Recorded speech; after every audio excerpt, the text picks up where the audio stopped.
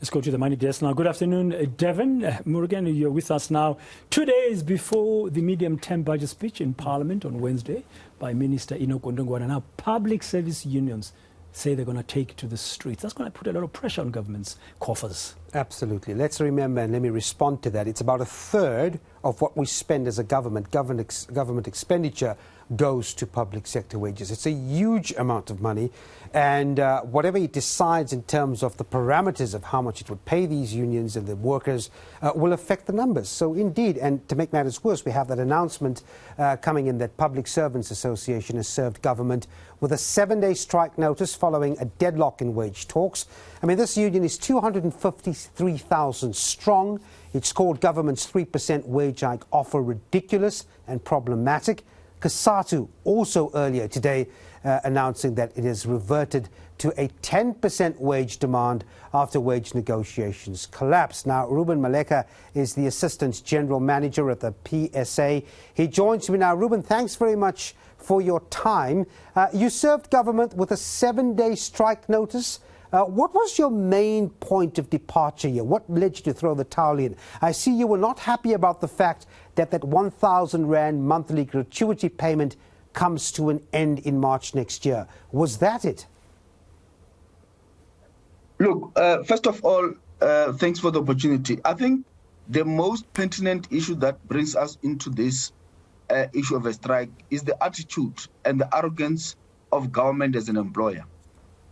While we were in the course of finding a solution and some sort of interventions, the government went to the PSCBC with a letter to pronounce that they're no longer going to continue with any engagement, but unilaterally implement 3% and 1,000 cash gratuity that will come to an end March 2023.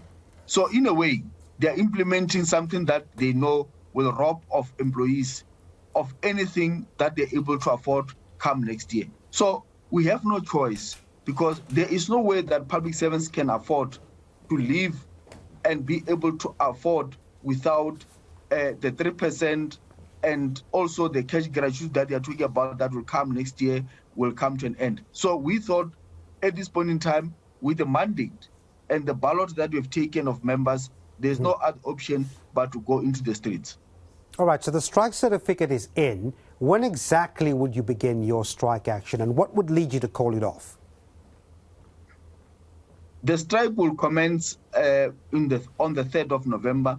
However, as of today, going forward, public servants, supporters, members of PSA have all the rights to be able to start with the picketing during lunchtime to demonstrate their anger and the way in which the public service or the employer has dealt with this particular kind of negotiations. But come the 3rd of November, then there will be a start of the total shutdown of the public service, and we are ready for it.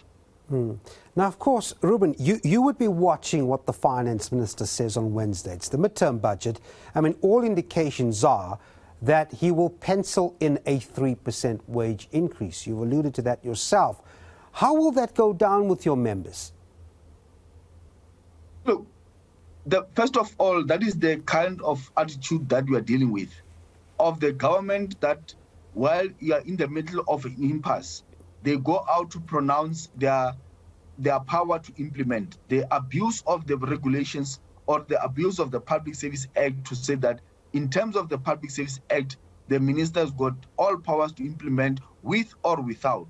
But it's not a surprise, because you recall that already in 2020, April, the same employer took away a resolution 1 of 2018 by not implementing that particular resolution. So we are not surprised that they are also coming again on Tuesday or Wednesday to pronounce the same kind of, attitude of saying they'll do as they wish because they have power. But we also have the power as unions. And it's time to demonstrate our power.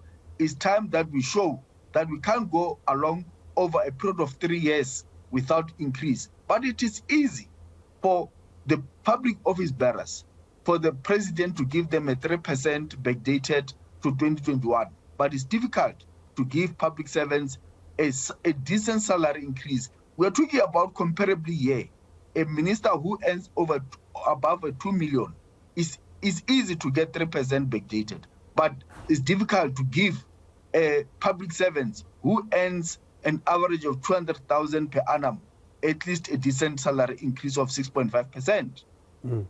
All right, we'll leave it there. Well, thanks very much indeed for your time.